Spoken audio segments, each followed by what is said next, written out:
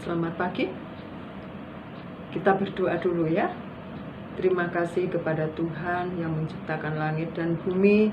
Engkaulah satu-satunya Tuhan dalam kehidupan setiap manusia di muka bumi ini, karena Engkaulah yang menciptakan langit, bumi beserta isinya. Terima kasih Bapa di dalam surga. Terima kasih di dalam nama Tuhan Yesus. Kami sudah berdoa pada pagi hari ini. Puji Tuhan. Teman-teman sekalian, Ibu berharap kalian semua sehat. Semua sehat? Puji Tuhan. Ya, mari kita bersama-sama membuka Alkitab kita atau membuka di HP kita ya, yang ada aplikasi Alkitab di dalam Kitab Roma. Kitab Roma 9 ayat yang ke 12 dan 13. Sudah membuka semua? Ayo dibuka. Ibu akan membacanya. Roma 9 ayat 12 dan 13 bunyinya begini. Dikatakan kepada Ribka, anak yang tua akan menjadi hamba anak yang muda, seperti ada yang tertulis, aku mengasihi Yakub tetapi membenci Esau. Amin. Puji nama Tuhan. Sepintas, kalau kita ada kata membenci, yang ada dalam pikiran kita adalah orang itu sangat jahat sekali ataupun sangat kejam sekali. Ya. Tetapi di sini Kitab Roma yang ditulis oleh Rasul Paulus di sini menunjukkan kepada kita bahwa kadang apa yang ada dalam pola pikir kita ini tidak sama dengan apa yang ada dalam rencana dan rancangan Tuhan, ya. Kitab Roma mengatakan dikatakan kepada Ribka, ya.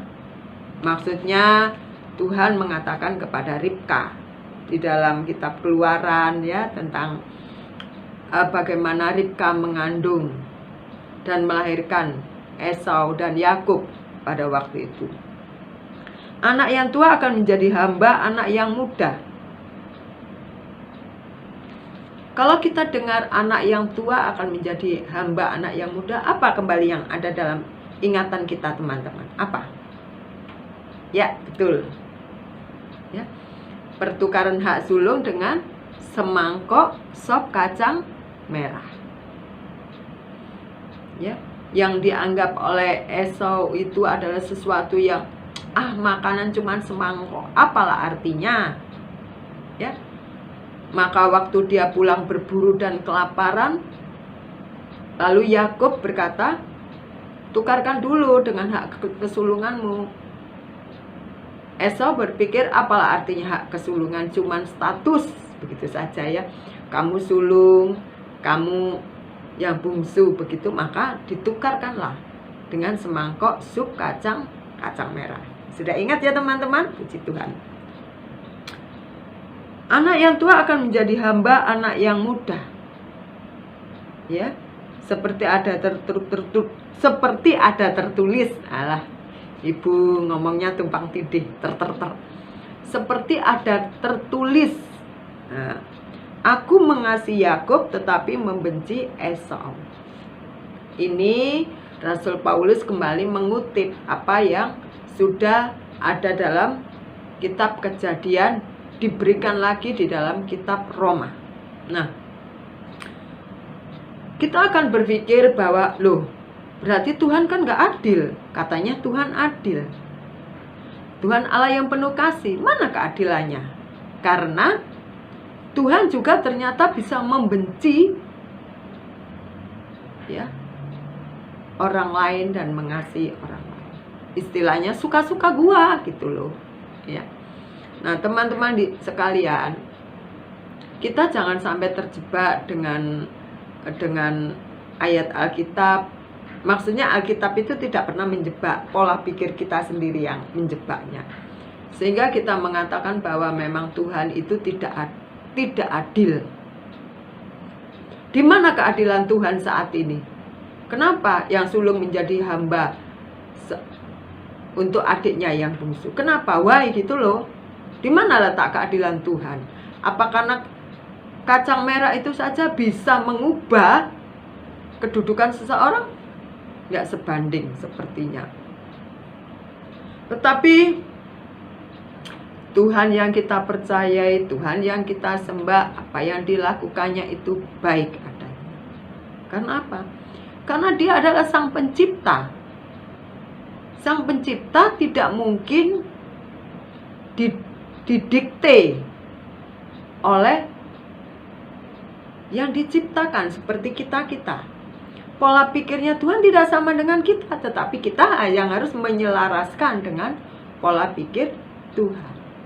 Di sini kita melihat dan di sini kita akan berpikir bahwa ini loh kedaulatan Allah.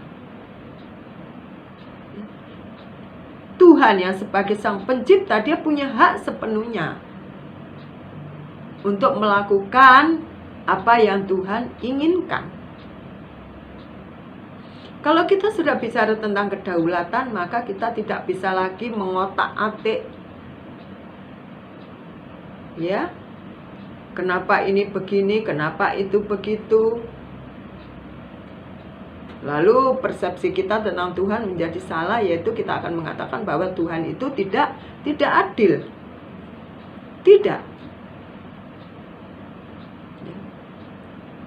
Kedaulatan Allah ini loh, dan kedaulatan Allah inilah yang menjadi penentu sehingga Tuhan bisa melakukan seperti ini.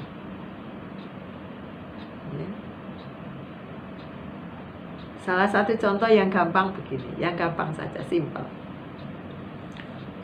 Ibu punya ballpoint, ya, ibaratnya kedaulatan Allah, tetapi tentu tidak sebanding seperti itu gambarannya. Ibu mempunyai ballpoint, ibu kasihkan Wandi atau ibu kasihkan si Mina, itu terserah ibu, karena ibu yang mempunyai ballpoint. Bukan berarti si Mina, Bu, kenapa kok ibu kasihkan si Wandi, bukan kasihkan ke saya? Maunya kan saya yang terima, bukan Wandi, dan ibu harus nurut saya dong. Tidak bisa seperti itu, teman-teman. Ya, seperti di awal tadi ibu katakan, kita ini siapa menjadi biji mata Tuhan? Kita ini siapa sih?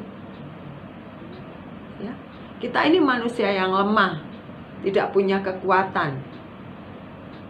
Kekuatan kita terbatas. Keadilan kita, keadilan yang semu. Karena yang dilakukan manusia itu keadilan menurut ukuran dirinya sendiri. Siapa kita? Sampai kita ini bisa mendikte Tuhan. Gini loh Tuhan, gini loh Tuhan. Ya. Oleh karena itu, memang kitab Roma ini kitab Roma 9 ini dengan tema pilihan atas Israel ini merujuk kepada kedaulatan Tuhan sebagai Sang Pencipta.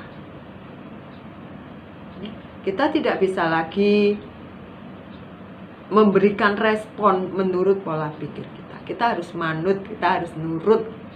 Amin. Oleh karena itu,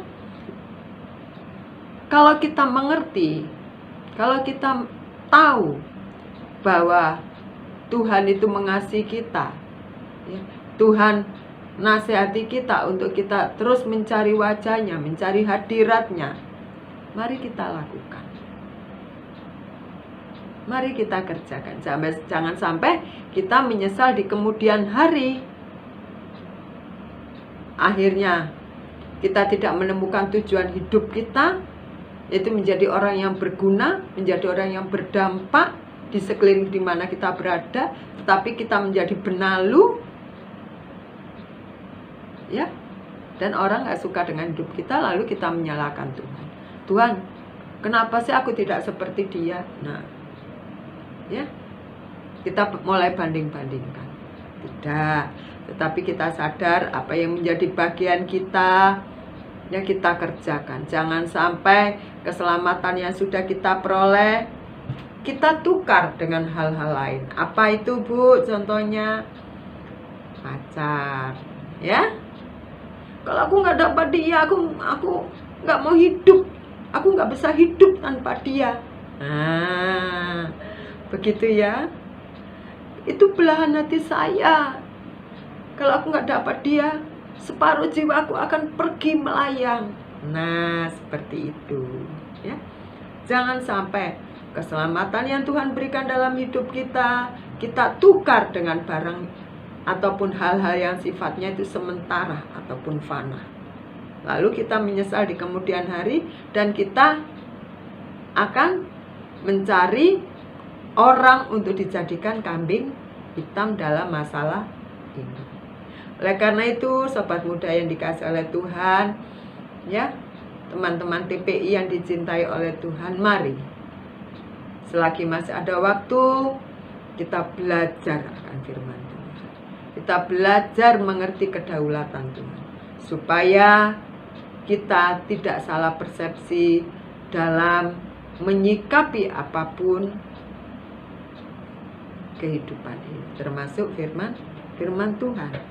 Teman-teman sudah ingat ya, bagaimana Esau itu begitu mengabaikan tentang hak kesulungan dan akhirnya dia merengek-rengek, dia menyesal kepada bapaknya, tetapi berkat itu sudah diberikan kepada Esau. Meskipun si bapak memberikan juga berkatnya, tetapi tidak sama lagi. Ya, tidak sama lagi. Berkat yang terbaik sudah diberikan bapaknya kepada si Esau karena hal sepele. Puji Tuhan, jangan sampai kita menukarkan keselamatan jiwa kita untuk hal-hal yang sepele yang kita bisa lakukan dan kerjakan, ya. Karena Tuhan itu adalah Sang Pencipta. Dia sanggup dan dia bisa melakukan apapun di luar kemampuan manusia. Memang dia Sang Pencipta dan kita yang diciptakan tidak akan pernah bisa kita sama ataupun selevel ataupun sebanding. Tidak akan pernah. Dia Tuhan, tetap Tuhan. Kita manusia, tetap manusia. Selamat pagi, selamat beraktivitas. Tuhan Yesus memberkati kita sekalian. Amin.